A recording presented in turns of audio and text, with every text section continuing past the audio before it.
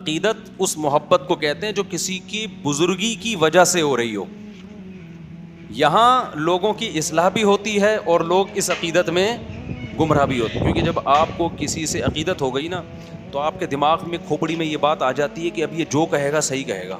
جیسے پھونکوں والی سرکار, لوگوں کو عقیدت ہو گئی نا, اب لوگ یہ نہیں دیکھ رہے کہ پھونکوں والی سرکار نے اگر واقعی پھونک لگا کے اس لنگڑے کو سیدھا کر دیا ہے تو آغا خان ہاسپٹل میں کیوں نہیں بیٹھ جاتا بھائی؟ تو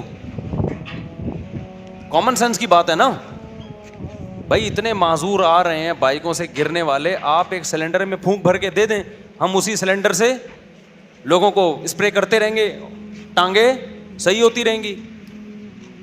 کیا خیال ہے بھائی؟ لیکن عقیدت انسان کو اندھا کر دیتی ہے.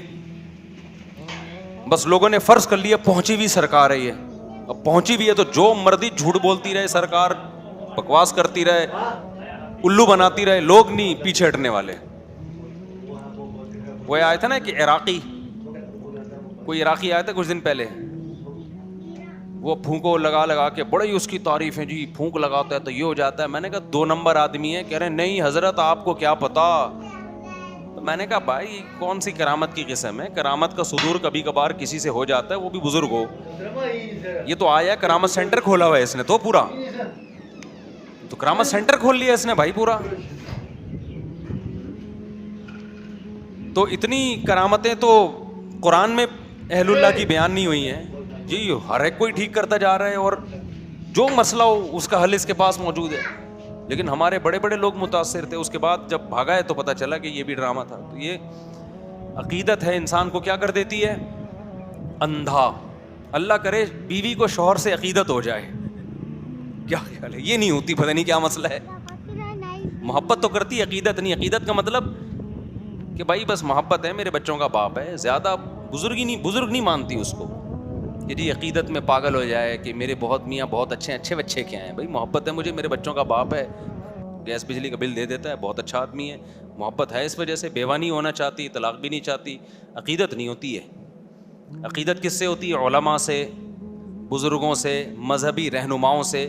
اب جس سے عقیدت ہو گئی وہ اگر ٹھیک ہے تو آپ اس سے عقیدت کی وجہ سے ٹھیک ہو جاؤ گے, اور جس سے عقیدت ہوئی ہے وہ اگر 2 نمبر ہے تو آپ اس سے عقیدت کی وجہ سے گمراہ ہو جاؤ گے. اس لیے عقیدت بہت, محبت کر لو جس سے چاہو, اتنا بھی نہیں ہے کہ جس سے چاہو کرو, لیکن اس میں وہ اتنی خطرناک چیز نہیں ہے. عقیدت کرنے سے پہلے نا, کسی کو اچھا سمجھنے سے پہلے, اس کی بزرگی کا عقیدہ دل میں بٹھانے سے پہلے بہت دفعہ سوچو, پرکھو اس کو 20 طریقے سے. اسی وجہ سے ہم یہ کہتے ہیں کہ کسی کو بزرگ مان لینا, یا بزرگ مان لینے میں تو حرج نہیں ہے, بزرگ بنا لینا, کہ اس سے اصلاحی تعلق قائم کر لینا. کہ آج سے میرے یہ پیر صاحب ہیں, لوگ کہتے ہیں نا مرشد پیر بنایا ہوا ہوتا ہے نا. رشتہ تلاش کرنے میں اتنی تگ و دو نہ کیا کرو, لیکن کسی بزرگ سے بیعت ہونے میں اس سے زیادہ ٹینشن اٹھایا کرو, اس کو پرکھا کرو. سمجھتے ہو کہ نہیں سمجھتے؟ لوگ بیعت ہوتے ہیں نا, فلاں بزرگ کے ہاتھ پہ بیعت ہو گیا, اس سے اصلاح لے رہا ہوں, یہ بہت مبارک عمل ہے, اس کے بڑے فائدے ہوتے ہیں. لیکن یہ جب مبارک عمل ہے جب جس کے ہاتھ پہ بیعت ہو رہے ہو وہ 2 نمبر آدمی نہ ہو, وہ کیا ہو؟ وہ 1 نمبر, اس کے پاس علم بھی کامل ہو اور عمل بھی کامل ہو اور اصلاح کرنا بھی جانتا ہو اور سوسائٹی کا بھی علم ہو. 4 چیزیں ہیں اس زمانے میں کسی کو بزرگ بنانے کے لیے. 4 میں سے ایک شرط بھی مارکیٹ سے شارٹ ہوگی نا, وہ الٹا نقصان ہوگا آپ کو. میں پہلے مثال سے سمجھاتا ہوں, اصل ٹاپک کی طرف آ رہا ہوں, یہ بات بیچ میں آ گئی نا.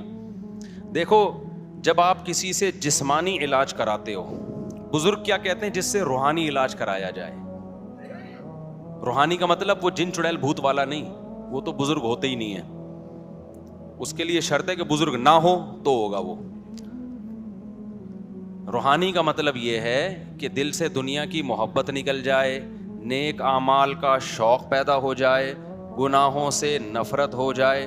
کبھی گناہ اگر خدا نخواستہ ہو جائے تو توبہ کے بغیر سکون نہ ملے, صدقات و خیرات کا جذبہ پیدا ہو جائے, دولت کی محبت نکل جائے, شہرت کی محبت نکل جائے, دنیا کو مسافر خانہ سمجھنا شروع کر دے, جنت کی لالچ پیدا ہو جائے, جہنم کا خوف پیدا ہو جائے, سستی کاہلی جو عمل میں ہو رہی ہے وہ سستی چستی میں تبدیل ہو جائے. اس عمل کو روحانی علاج اور اصلاح کہا جاتا ہے شریعت کی روشنی میں. انسان کی زندگی کے دو پہلو ہیں, ایک جسمانی اور ایک روحانی. جسمانی ڈاکٹر ڈاکٹر کہلاتے ہیں, روحانی ڈاکٹر بزرگ کہلاتے ہیں. سمجھ میں آ رہی بات کہ نہیں آ رہی ہے؟ صحابہ کرام جسمانی علاج حکیم اور طبیب سے کرواتے تھے, روحانی علاج کے لیے اللہ نے کس کو بھیجا؟ محمد صلی اللہ علیہ وسلم کو. کیا مطلب؟ یزکیہم, نبی کا کام ہے ان کا تزکیہ کرنا, ان کو گناہوں سے پاک کرنا, توبہ کروانا ان سے, عقیدہ بھی پاک ہو جائے اور عمل بھی پاک ہو جائے.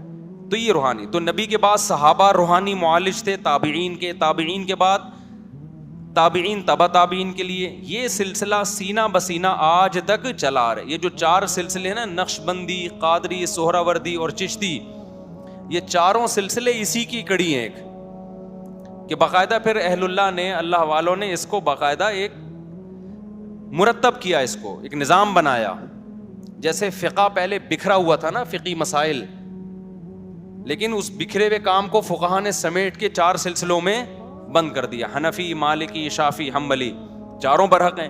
تو ایسے ہی جو اصلاح امت کا کام تھا نا, جس کو تصوف نام دیا جاتا ہے, یہ روحانی علاج کہا جاتا ہے, یہ بھی بکھرا ہوا تھا. تو یہ 4 سلسلوں میں کیا ہو گیا؟ بند ہو گیا. چشتی, قادری, سہراوردی اور نقش بندی, اس میں بڑے بڑے بزرگ گزرے ہیں. اب جیسے یہ جو 4 سلسلے حنفی, مالکی, شافعی, حنبلی, اس میں بڑے بڑے فقہا گزرے ہیں لیکن بدعتی بھی گزرے ہیں. تو ایسے ہی یہ 4 تصوف کے سلسلے میں بڑے بڑے اللہ والے گزرے, مگر 2 نمبر بھی گزرے ہیں. کیونکہ فوراً لوگ مثال دیتے ہیں وہ فلاں 2 نمبر تھا. بھائی 2 نمبر تو ہر طبقے میں ہوتے ہیں نا, اس کا یہ مطلب تھوڑی ہوتا کہ سلسلہ ہی غلط ہو گیا. تو پوری دنیا میں جہاں بھی آپ جائیں گے نا, جتنے بڑے بڑے اللہ والے گزرے ہیں, میجورٹی انہی 4 سلسلوں میں سے کسی میں سے تعلق نظر آئے گا آپ کو. تو یہ کس کے لیے؟ روحانی علاج. اب روحانی علاج کا مطلب سمجھ گئے؟ کیونکہ یہ عامل لوگ پھر کیش کراتے ہیں, دیکھو مفتی صاحب بھی روحانی علاج کے قائل ہیں, لہذا آئیے چڑیل ہم سے بھگوائیے. وہ روحانی علاج نہیں.